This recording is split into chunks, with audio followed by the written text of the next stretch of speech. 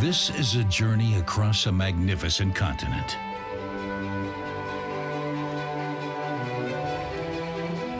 It's a journey through space and time.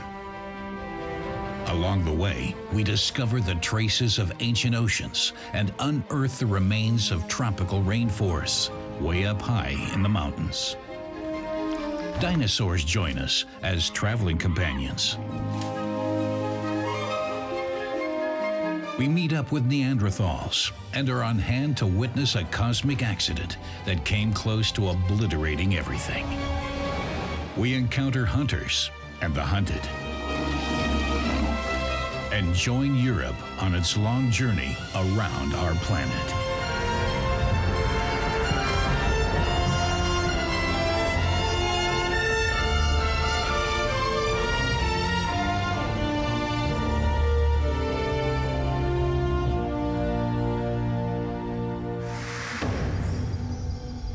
Welcome to the Rhine River floodplain of the Eocene age. It is 10 million years after a comet impact has devastated our planet, and Europe has migrated farther north. In the subtropical climate, mammals have come to dominate the scene. Here, where later the Riesling grape will grow, we now find a lush, primeval rainforest.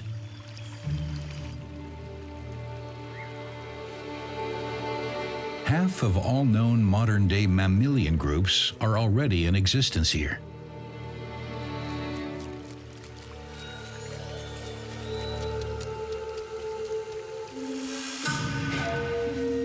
Birds, fish, and insects too. The entire animal kingdom is almost the same as the present-day edition. Not the European one, however. Nowadays, many of the Eocene inhabitants live in the tropical regions of South America and Asia. It's thanks to a volcano that we know exactly which animals lived here back then.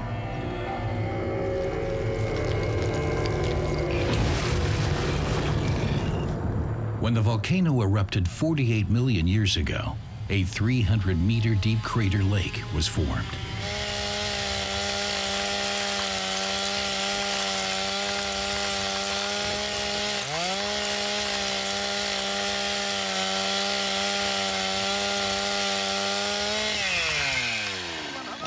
Plants and animals were swept down deep into the depths, but instead of being destroyed, they were preserved intact in oil shale. The Messel Pit, near the city of Darmstadt in Germany. Here, layer for layer, a snapshot of a major event and geological history is being excavated. The fossil record tells of life and death at the crater lake. Most likely, poisonous gases bubbling up from below had escaped the water, causing animals to asphyxiate, fall into the lake, and drown. Many fossilized bats have been found. They must have swooped down too close to the water surface. Today, the Messel Pit is a UNESCO World Heritage Site and a unique gateway to prehistoric Europe. The oldest extant hand of a primate was found here.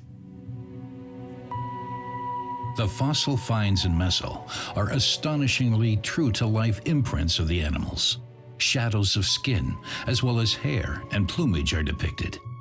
Sometimes the stomach contents have even been preserved.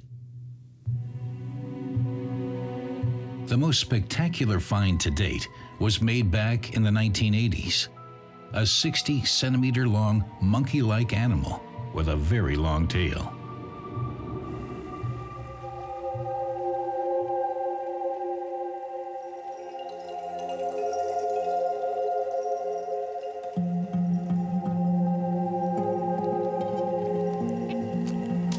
The creature had most likely fallen prey to the same poisonous gases as the other animals discovered in the shale.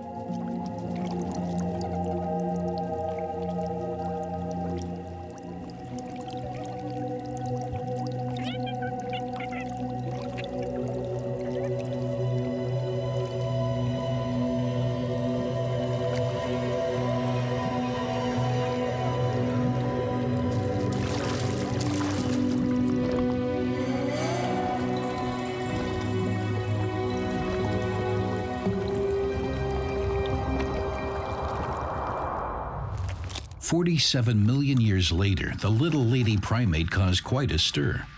Now known as Ida, she was long billed as the progenitor of the human race. Although no definitive evidence for this was ever produced, her body does display one of evolution's greatest innovations: gripping hands with opposable thumbs.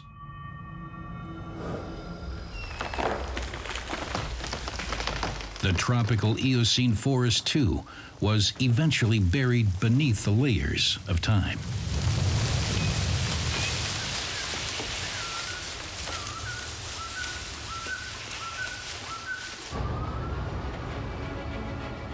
Now, whenever we scratch the surface, a glimpse of prehistory is revealed. Here, where the diggers now scoop the last lignite out of the ground, virgin forests once lined a long coastline. Slumbering beneath the lignite are tons of amber. Frozen in time within it, the life of the ancient forests.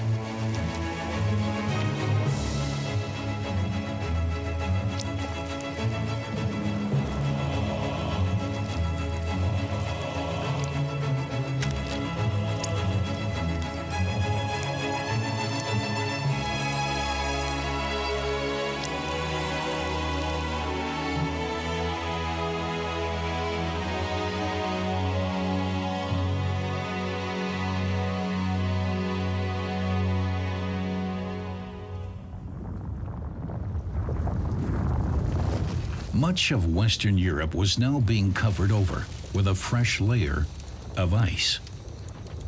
Coming down from Scandinavia, the glaciers pushed all the way to London. Coming from the Alps, they made it to the Chiemsee in Bavaria. The glaciers formed and displaced earth and rock and bound so much water that vast areas of the North Sea were drained. The Quaternary, the most recent geological period, was a time of upheaval. There were repeated glacier thaws, with the meltwater runoff cutting deep gullies into the land. As the cold retreated northwards, the animals of the cold periods disappeared. Forests spread out again. Hippopotamus, elephants, and rhinoceros migrated from the south to the once again green habitats.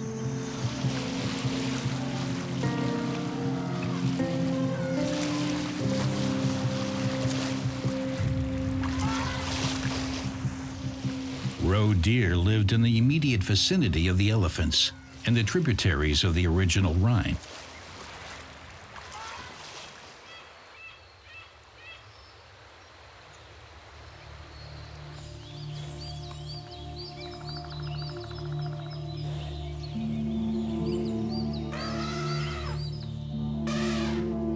Forest elephants now lived where mammoth had previously grazed, and roe deer and wild boar came along to take the place of reindeer. The animals migrated in accordance with the changing climate. But something significant had changed. The animals were no longer alone.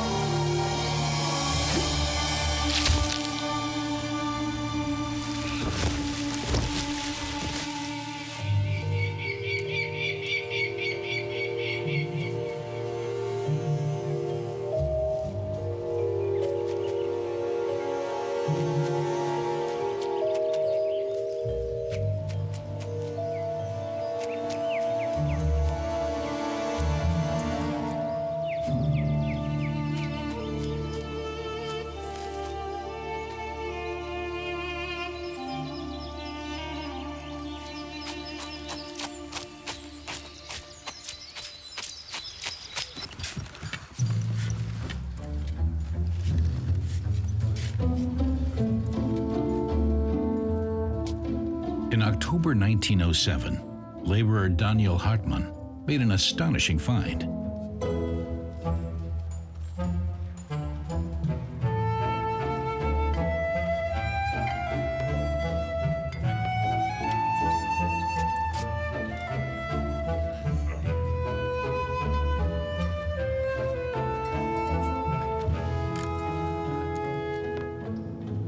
My friends, today I done found Adam.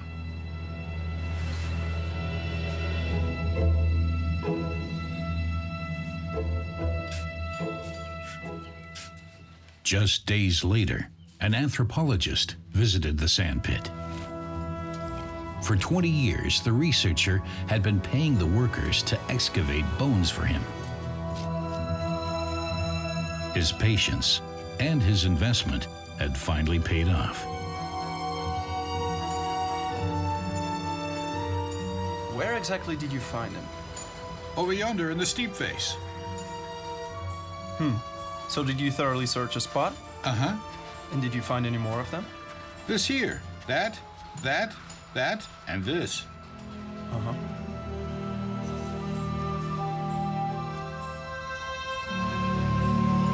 The mandible belonged to a precursor of the Neanderthal. It was given the name Homo Heidelbergensis. The age of man had begun.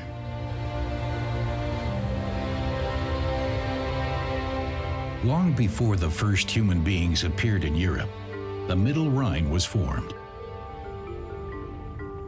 The Alps applied pressure from the south, creating the central German uplands. Then, 25 million years ago, the ocean retreated from the rising mountain range, leaving the Middle Rhine behind. It didn't hook up with the Upper Rhine until 10 million years later. Much later still, human beings came along to make their unrelenting mark on the landscape. During the century of industrialization, the Rhine, as many other European rivers, was straightened along its entire length, reshaping entire regions.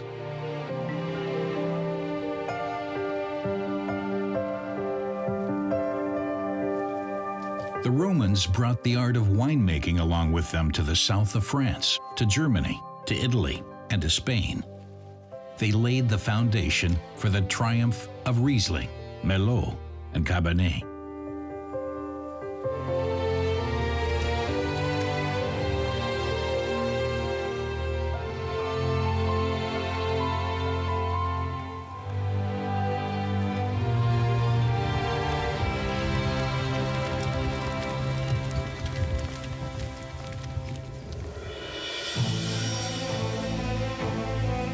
Although the landscape along the Rhine doesn't suggest it, people here live closer to the Earth's blowholes than they know.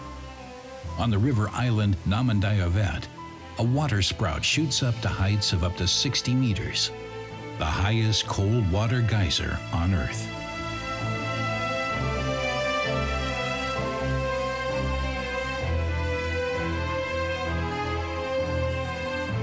Not far from the geyser lies an old crater lake, the Lacharsee. In the Middle Ages, an order of Benedictine monks retreated to the seclusion of the lake. They built a monastery and called it Maria Lach. But the monks didn't suspect that they were living closer to the brink of hell than to heaven.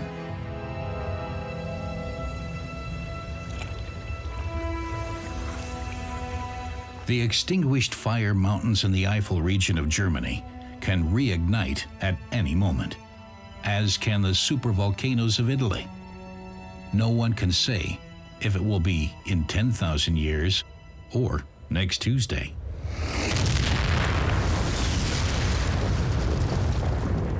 The last time the Maria Lach volcano erupted, the result was destruction of unimaginable proportions. The ash spread as far as southern Sweden and northern Italy.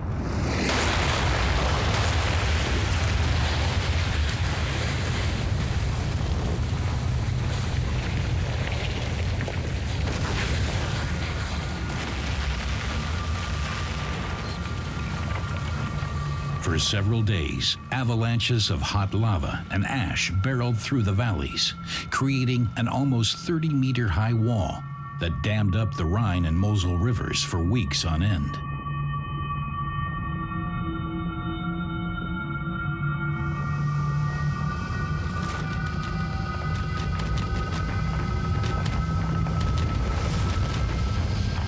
When the dam finally burst, a gigantic torrent of floodwater went crashing downstream, all the way to the Netherlands, laying waste to everything in its path.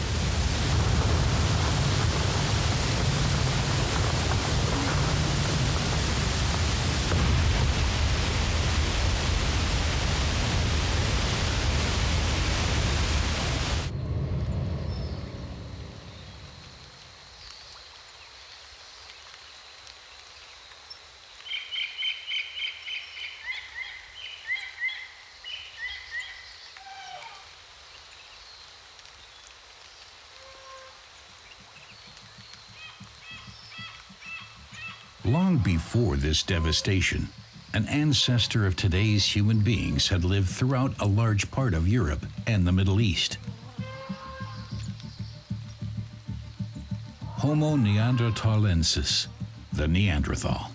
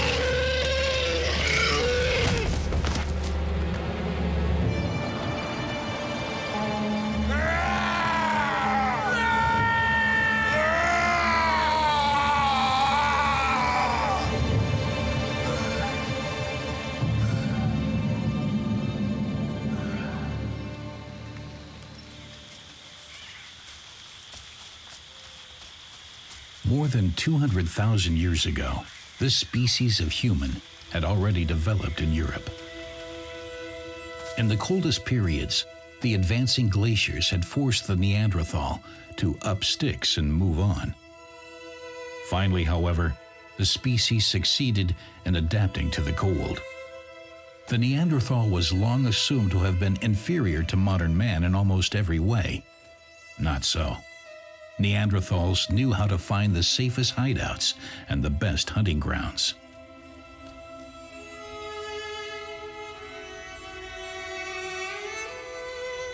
They were skillful craftsmen. They tanned hides and fashioned clothing out of leather and fur. The Neanderthals lived in small clans, scattered across a large area. But even in the forests of the warmer periods, survival wasn't easy. The dense woods were home not only to deer, rhinoceros, and forest elephants, but to lions and hyenas as well. As the climate changed, so too did the habitat. But the Neanderthals continued to adapt and survive.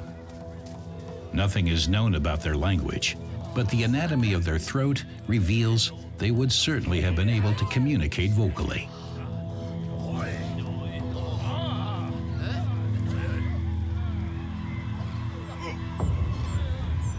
Their hunting implements were already far more advanced than those of Homo Heidelbergensis.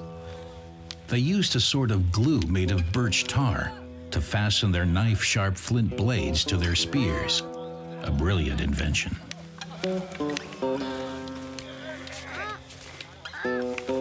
Evidence shows that Neanderthals cared for their sick and buried their dead. There is still much speculation over why they eventually vanished from the face of the earth 30,000 years ago. We were long thought to descend from the victors over these primitives, but apparently not all encounters between the two were hostile. The fact is, we do share a portion, albeit a small one, of our genetic material with them. The Neanderthal lives on within us.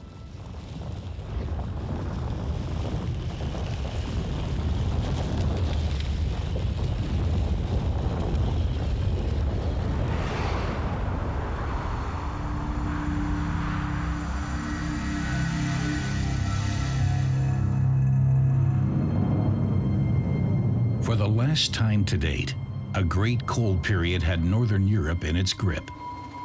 Now the wolves and the large grazers, mammoth, musk oxen, and reindeer wandered in their millions over the wide open spaces. At the foot of the glaciers, a constant wind swept across the land. It was the northernmost outpost of life. When the cold here got too severe, the herds had to move on.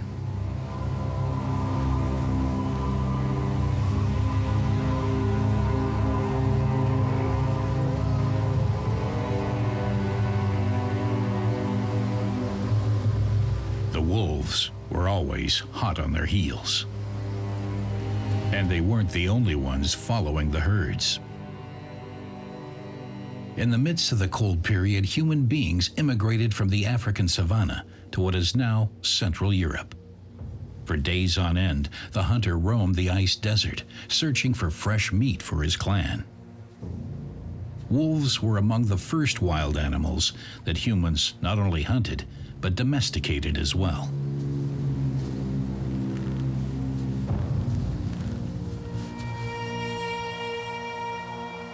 The life of the hunters was dictated by the migration of the herds. As the animals changed feeding grounds, the human predators, too, repeatedly moved camp along the great migration routes. In the summertime, the open steppe was a fruitful hunting ground, but it was almost impossible to track animals in winter, when the snow and wind covered their trail, and they disappeared against the white backdrop.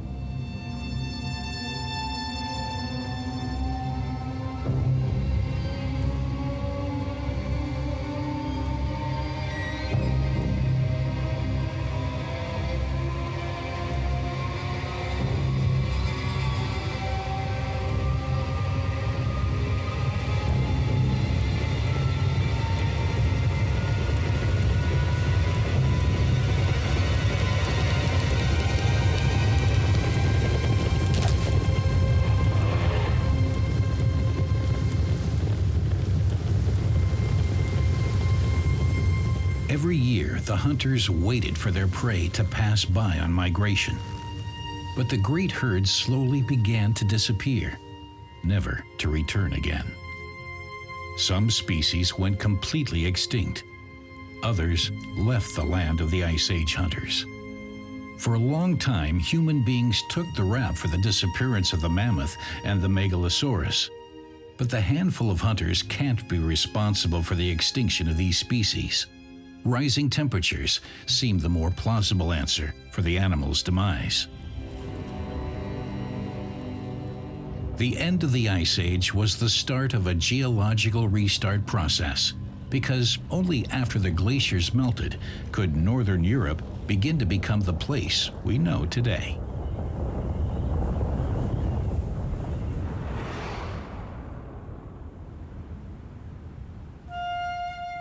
The scope and character of the North Sea changed radically. It advanced farther and farther to the south, flooding the vast plains of the former glacier regions. A completely new habitat was born: the Wadden Sea.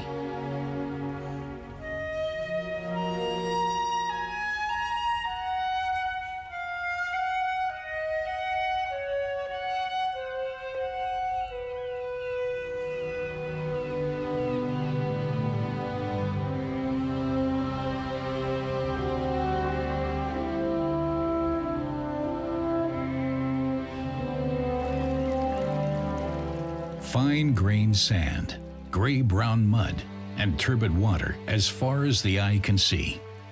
That's about all the North Sea has to offer. And yet, the ice desert of yore has become a richly diverse habitat. Twice a day, the tides flood the Wadden Sea with a nutrient-rich brew.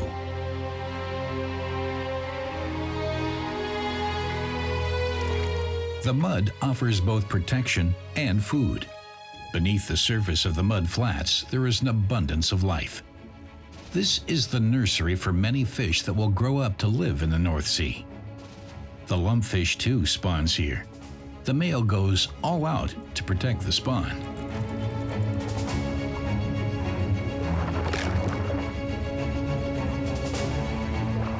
After all, it's not his survival, but that of his offspring that will secure the survival of the species.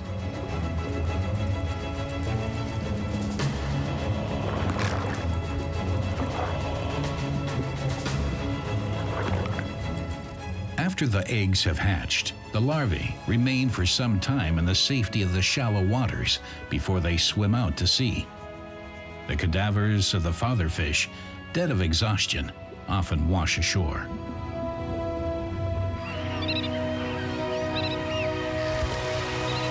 In the spring and fall, millions of migratory birds make a rest stop at the Wadden Sea. The area has the largest bird population in Central Europe. The Ice Age created an island of life.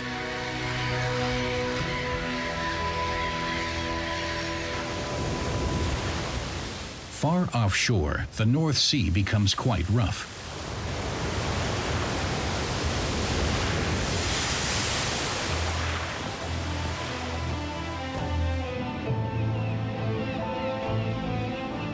Amidst blustering waves, the island of Helgoland rises up from the sea. Around 250 million years ago, the Red Island was still part of a desert. It's the only port of call, far and wide for passing air travelers in need of a rest. Once a year, the cliffs of Helgoland offer countless visiting seabirds, a perfect place to rear their young.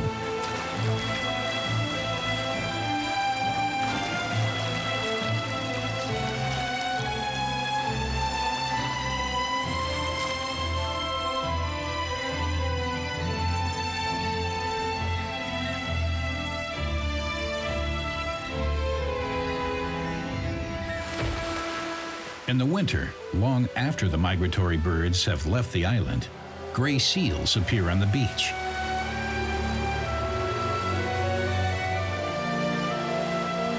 The bulls compete aggressively for the best spots, trying to conquer the section of beach where the sea cows gather to await the birth of their young.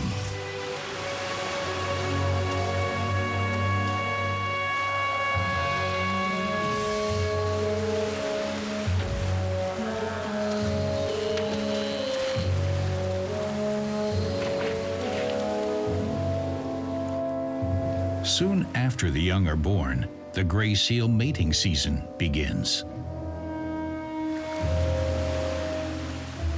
One after the other, the bulls come ashore, vying for ascendancy in the fight for procreation.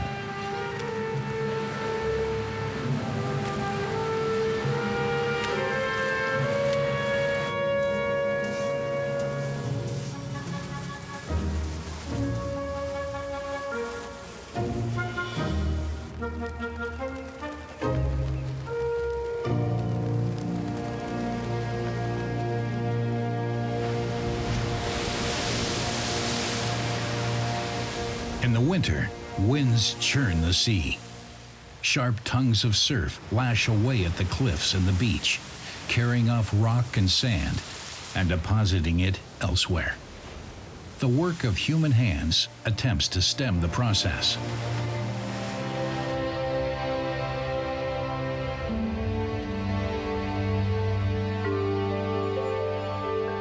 Along the Baltic Sea coast, things are much quieter.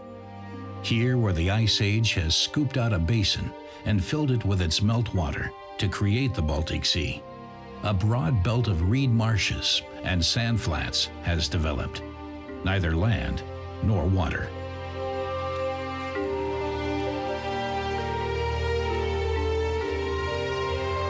Free of human intervention, large parts of the Baltic Sea shoreline are sanctuaries for coastal wildlife.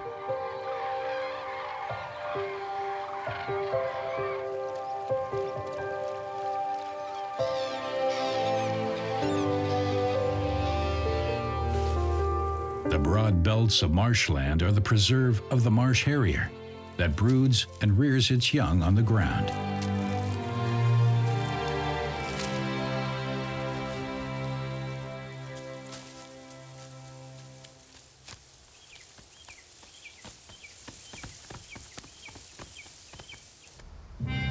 The chalk cliffs of Rügen are also the product of the glacial ice, which pushed the island up from the depths of the Baltic Sea.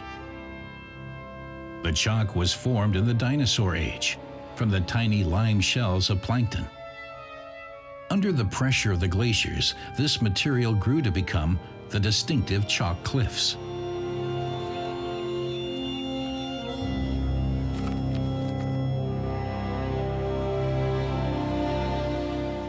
The warm period covered the chalk with a thin layer of plant matter. The roots of the plants cling to the soft substratum. Without this protective covering, the surf and rainfall would have long since washed the island away.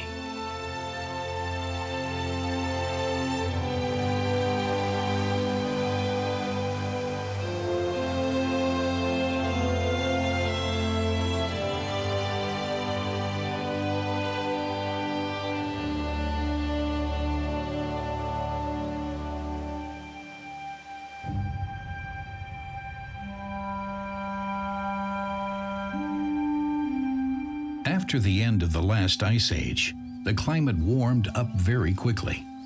The forest returned, and along with it, the animals we still know today.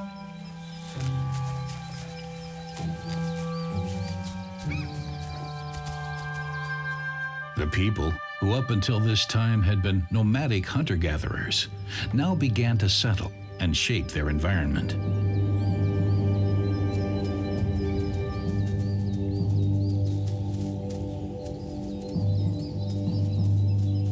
But as human civilization took its baby steps, entirely new conflicts arose.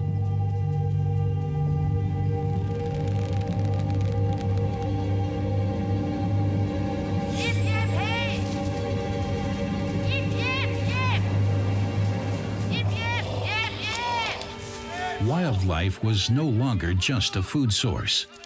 For a farmer tending her fields at the dawn of agriculture, deer were pests to be driven off. For the hunters, the farmers and their fields were alien intruders. They chopped down the forests and disrupted the hunting grounds.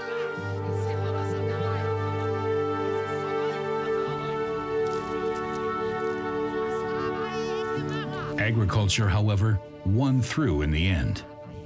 With what is known as the Neolithic Revolution, mankind began a targeted campaign of adapting nature to its own needs. Villages and later cities were built, and the population grew apace, because people were no longer dependent on what they could hunt and gather, but could now produce their own nutrition.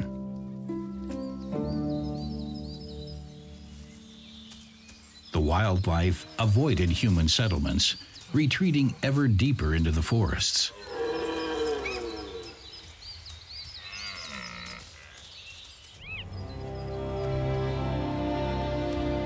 Today's broad, open marshland habitat, on the other hand, offers little protection. But it is here that migratory birds gather each year to start their journey south. The flat, almost treeless land provides a good view for predatory birds, such as the marsh harrier, who aim to take full advantage of the situation before the summer guests move on. When temperatures have dropped and the migratory birds have flown off on their way, things go quiet on the North Sea coast, the world's largest marshland area. The place seems as remote and uninhabited as it was 2,000 years ago.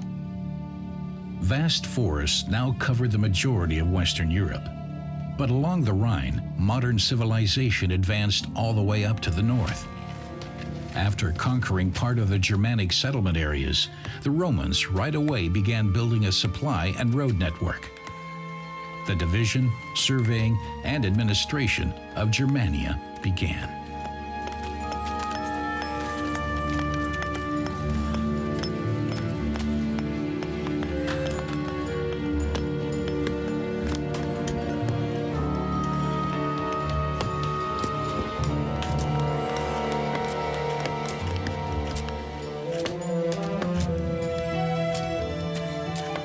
Thanks to a sophisticated measurement technique, the Roman roads cut across the landscape in perfectly straight lines.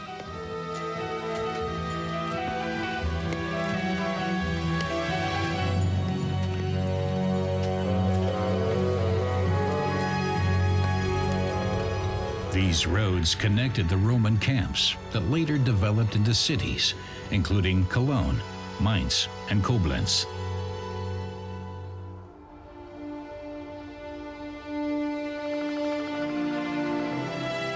Off the beaten track first laid down by the Romans, modern-day Germany is thinly populated. If the forest were still left to its own devices today, it would cover almost the whole of Europe.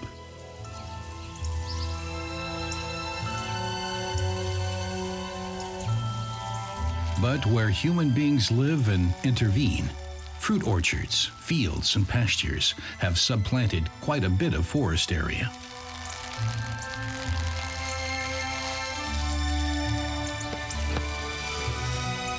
New habitats have been created. Here, sheep, cattle, and agricultural machinery prevent the forest from reclaiming the land.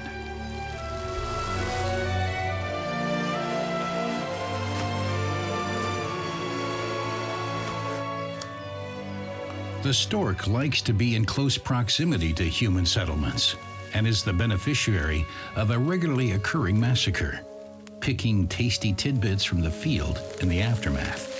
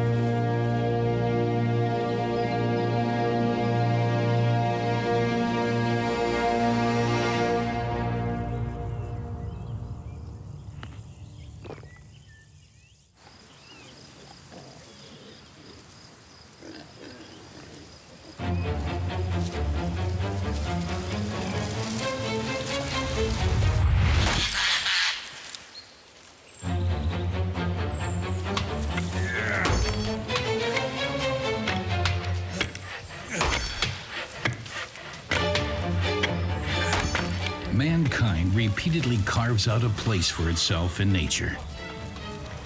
Until the early 19th century, wood was the most commonly used material, and practically the only heating material. Entire regions were deforested. By this time, the bears were almost all gone.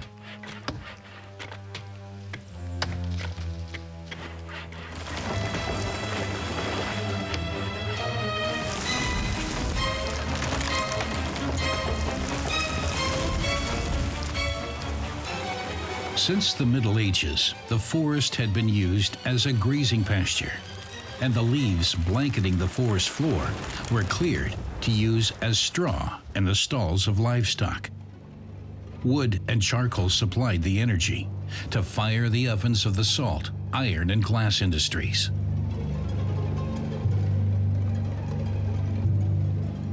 More and more charcoal burners and piles were set up to produce wood charcoal, huge amounts of which was needed to feed the booming nascent industries. Where wood supplies ran low, communities and cities passed laws to protect the forests.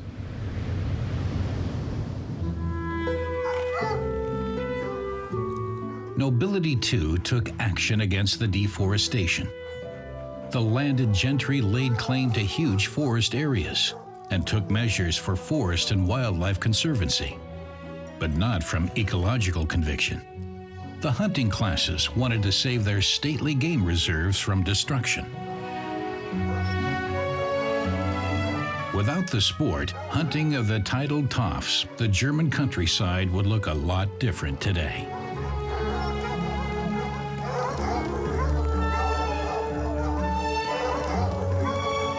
For millennia, the hunt was an existential necessity for human existence. But in the early Middle Ages, it became a privilege. Nobility passed an edict over its forests. The farmers were not only prohibited from hunting, they were not even allowed to kill the game when it was caught plundering the harvest in the fields.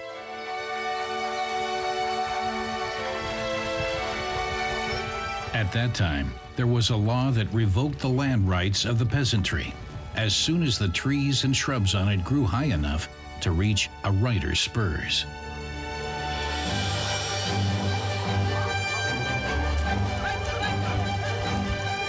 Nowadays, the hunt not only serves to control the game population, it's also a popular recreational activity.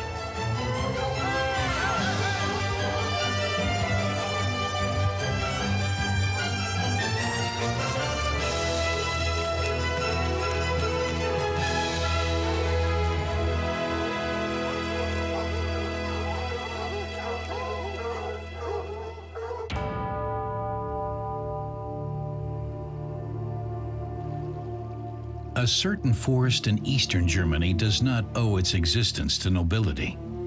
Legend has it that the Spray Forest, with its tangle of countless waterways, is a work of the devil.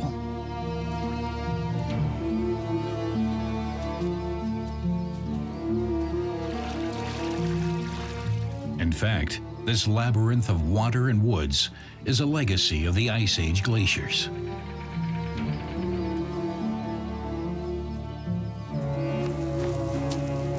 Here, concealed in the maze of streams, the black storks raise their young.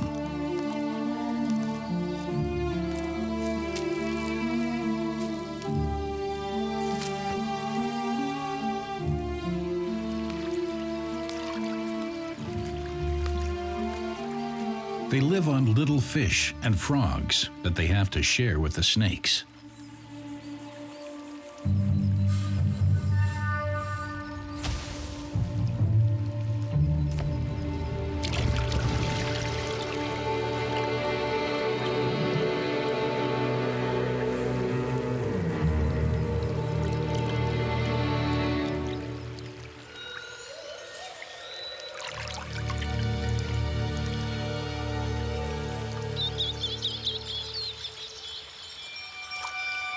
The Spray Forest alder tree no longer grows in the natural way alone. The seeds that fall into the watercourses are fished from the surface and then planted in the ground.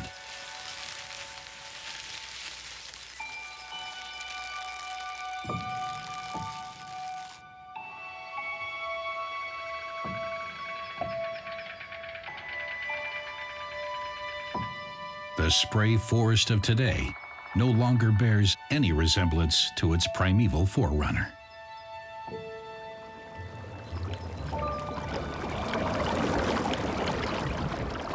Man reshapes landscapes that had developed over millions of years. 100 million years ago, exotic animals lived in the narrow estuary of what is now the border of Germany and the Czech Republic. Their chalk shells and skeletons sunk to the riverbed, collecting there, layer by layer, millimeter by millimeter.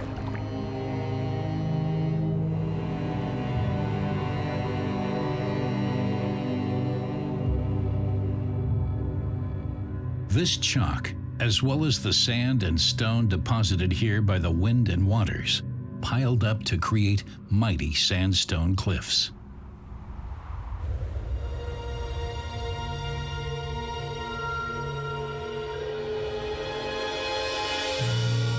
When the ocean retreated, erosion took to the sandstone banks, and turned them into the jagged Elbe Sandstone Mountains.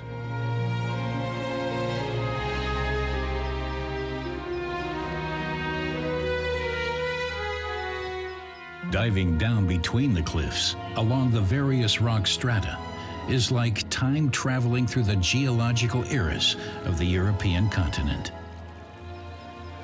And construction is ongoing as streams and waterfalls continuously change the rock face.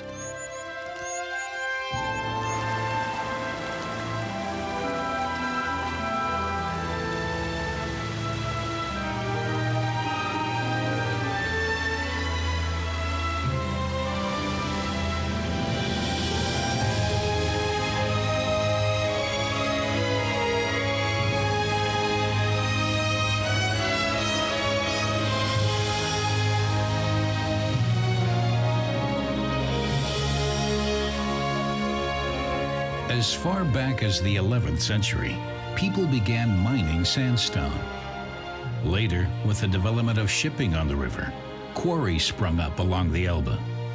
The quarrying widened the narrow Elbe Valley at several points.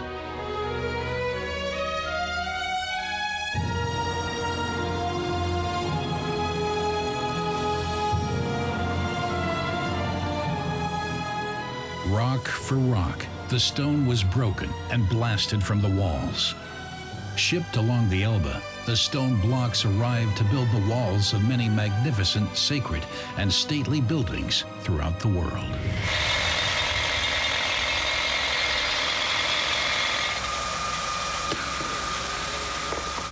Elbe sandstone is still quarried today and shipped to customers around the globe.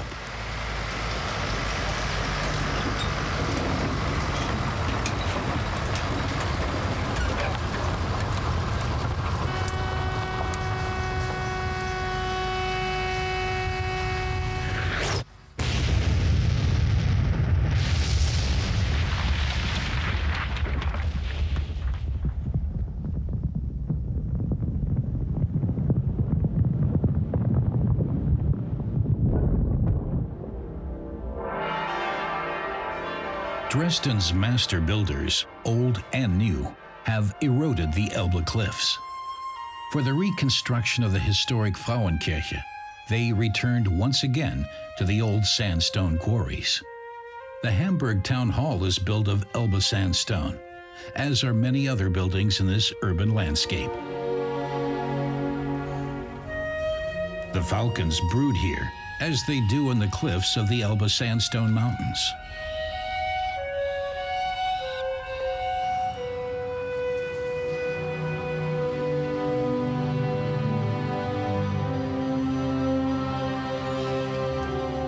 The animals have long since made themselves at home in the man-made habitat.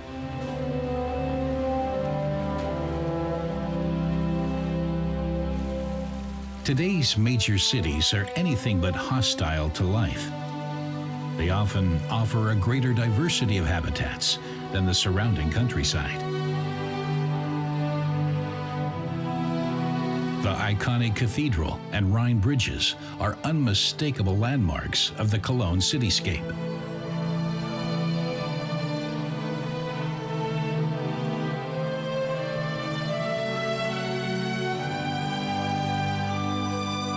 Tourists, floods of people, concrete, and heavy traffic. You don't think of animals here. But the urban centers don't just attract human beings. Animal immigrants from across the globe have made a new home for themselves in the metropolis, adding color and variety to the scene. Our contemporary cities bring Europe's long journey of transformation to a conclusion for now.